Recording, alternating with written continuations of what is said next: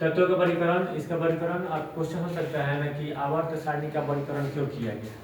Question है, पढ़िएगा, आप लोगों को मिलेगा कि आवर्त सारणी का वर्गीकरण क्यों किया गया। तो आवर्त सारणी का वर्गीकरण अनुसंधान कार्यों के लिए प्लस में शिक्षा यानी पढ़ने के लिए भी सहूलियत के लिए इसका वर्गीकरण किया गया, जिसमें क्षार धातुओं को, क्षारीय मृदा धातुओं को, संक्रमण धातुओं को, धातु, अधातु, उपधातु, निष्क्रिय गैसों को अलग अलग रखा गया कि पढ़ने में हमें सुगमता यानी कि आसानी हो। उसके बाद क्वेश्चन आ सकता है कि सर ये पीरियोडिक टेबल को अलग अलग लोगों ने बनाया है, तो जिनमें किनका क्या क्या महत्व है।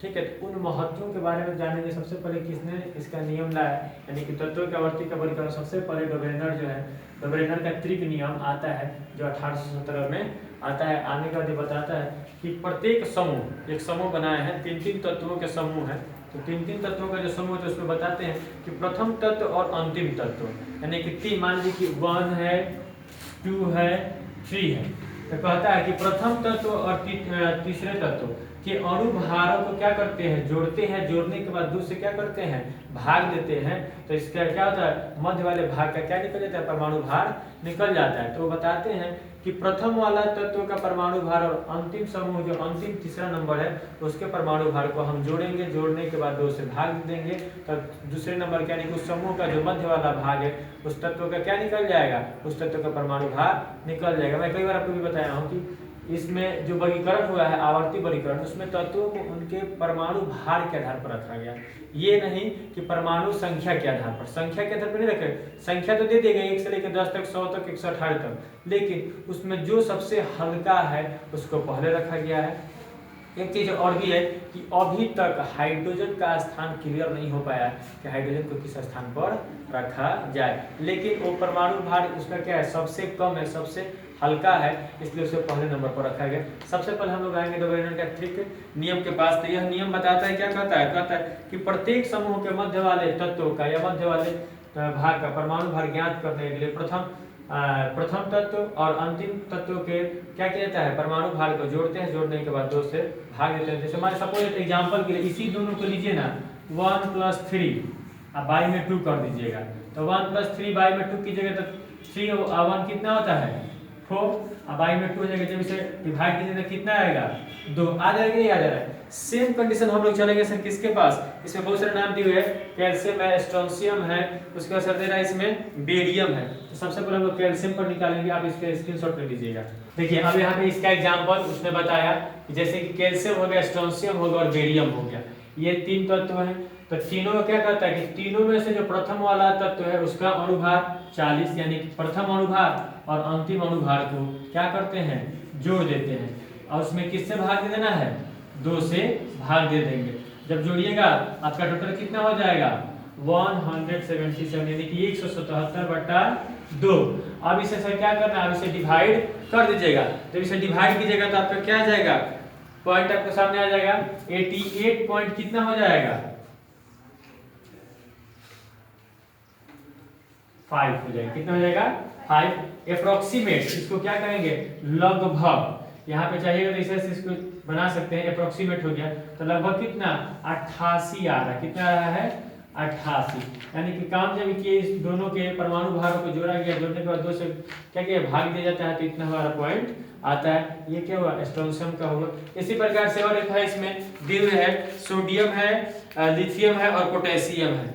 मैं आपको यहाँ पे लिख के दिखाता हूँ। लिथियम का एटॉमिक मास कितना होता है, 7 होता है। सोडियम का हमें क्या करना है, ज्ञात करना है, और जो है सर पोटेशियम का निकालना है। किसका, पोटेशियम जो है 39 होता है। क्यों, क्योंकि पोटेशियम का एटॉमिक नंबर जो होता है 19 होता है, तो 90 × 2 + 1 किया जाता है तो 39 आता है। अब इन दोनों को जोड़ेंगे, जब इन दोनों को जोड़िएगा यहाँ पे, इधर देखिए, जब इन दोनों को जोड़िएगा तो लिथियम में कितना है, 7 + 39 कितना है, 39। अब इसे क्या करेंगे हम लोग, 2 कर दिया। अब इन दोनों को जोड़िएगा तो कितना आ गया सर, 46/2।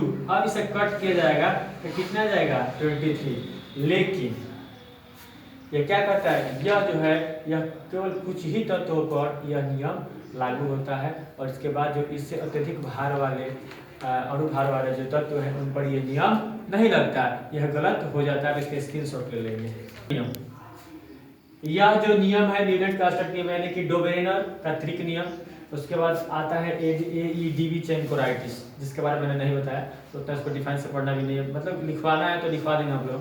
क्या करता है चेनकोराइटिस जो है वो आता है और आकर सिलिंड्रिकल यानी कि सिलेंडर नुमा पर बताता है कि प्रत्येक तत्व क्या होते हैं, ये भी बताता है कि घुमाते हुए बता रहा है कि इसके प्रथम तत्व उसके तत्वों के समान ही अणुभार वाले होते हैं, लेकिन इसका भी तत्व आवर्त सारणी जो है काफी समय तक नहीं चलता और ये क्या होता है गलत सिद्ध हो जाता है। उसके बाद डोबेरेनर का त्रिक आता है न्यूटन का अष्टक नियम। किसका आता है? न्यूटन का अष्टक नियम। इसे ऑक्टेट का भी नियम कहा जाता है। किस नियम से जाता है? ऑक्टेट का भी नियम। आपको मिलेगा कि न्यूटन ने एक नियम का प्रतिपादन किया जिसको किस नाम से जाता है? तो न्यूटन का अष्टक नियम से जाना जाता है, जिसका प्रतिपादन 1863 से 1865 के बीच में हुई थी। उसने अपना जो नियम है वो संगीत के 8 स्वरों पर दिया है। किस पर दिया है? संगीत के 8 स्वरों पर दिया है। इसमें आपके सामने है सा रे गा मा प ध नि फिर सा। कहता है क्या कि जो सा है यानी कि जो 1 नंबर इसका है, 1 नंबर का जो गुण है उस वही क्या होगा 8वें नंबर का भी गुण जो होगा समान होगा। लेकिन यही इसका क्या होता है गलत होने का कारण हो जाता है, क्योंकि मैं आपको बताया हूँ कि मेंडलीव की जब आवर्त सारणी आती है तो उस वक्त तक अक्रिय गैसों की खोज नहीं हुई थी। जब अक्रिय गैस की खोज हो जाती है तो इसका नियम क्या होता है गलत हो जाता है, क्योंकि पहला जो तत्व है, पहले तत्व का जो गुण है वो 9वें तत्व के गुण के समान मिलते जुलते हैं, इसलिए इसका नियम क्या होता है गलत सिद्ध हो जाता है। आप देखिएगा इसमें दिया है यह जो नियम है कुछ ही तत्वों पर लागू होता है, सभी तत्वों पर लागू नहीं होता है। 1863 तक कुल तत्वों की खोज लगभग 65 हो चुकी थी। 65 तत्वों की खोज 1863 से लेकर 1865 के बीच में हो चुकी थी और अभी तक 118 तत्वों से ज्यादा ही तत्वों की क्या हुई है खोज हो चुकी है। अभी कुछ का नाम दिया जा रहा है, कुछ का नामकरण करना बाकी है। ध्यान देंगे सर, इसके आप स्क्रीनशॉट ले सकते हैं। जैसे कि आपके सामने यहाँ लिखा गया है क्या है सा रे ग म प ध नि, फिर यहाँ पर आते हैं तो सा होता है। तो क्या कहता है न्यूटन कहता है कि यह जो हाइड्रोजन का गुण है वो किसके गुण के समान है फ्लोरीन के गुण के समान है। यही जो चीज यहाँ पे आपको दिख रहा है नंबर 1, यही क्या होता है गलत होता है। बताता है कि नहीं जो इसका 9वां तत्व है 9वां वर्ग जो जिस 9वें स्थान पर रखा जाता है उसका और इसका गुण क्या होता है एक समान होता है। यह जो नियम है कुछ ही तत्वों पर लागू होता है, सभी तत्वों पर लागू नहीं होता है। धन्यवाद। तो स्क्रीनशॉट में लीजिए। सब तो मेरे ख्याल से आप लोग इसमें समझ में आ गए, इस पर कोई दिक्कत नहीं होगी। लास्ट पॉइंट जो इसका है तो यह जो नियम है सब अत्यधिक अणुभार वाले तत्वों पर लागू नहीं होता है। इसका दोष जो है 2 है। फर्स्ट जो दोष है यह बताता है कि 8वें तत्व पर लगता है, लेकिन इसका दोष क्या है कि यह 9वें तत्व पर लगता है। दूसरा चीज कि यह अत्यधिक अणुभार या अत्यधिक भार वाले तत्वों पर इस नियम का लागू नहीं होता है। कल हम आपको पढ़ाएंगे, इसके बाद पढ़ना है मेंडलीव की आवर्त सारणी, उसके बाद पढ़ेंगे मोसले की आवर्त सारणी। तो मेंडलीव की आवर्त सारणी में आप लोग घर से पढ़ के आएंगे मेंडलीव जो आवर्त का नियम है उसको, और जो आप लोगों का क्या बोलते हैं उसकी जो दोष है उसको पढ़ लीजिएगा। फिर मैं अगले रोज इस क्लास में पढ़ाऊंगा। थैंक यू, धन्यवाद।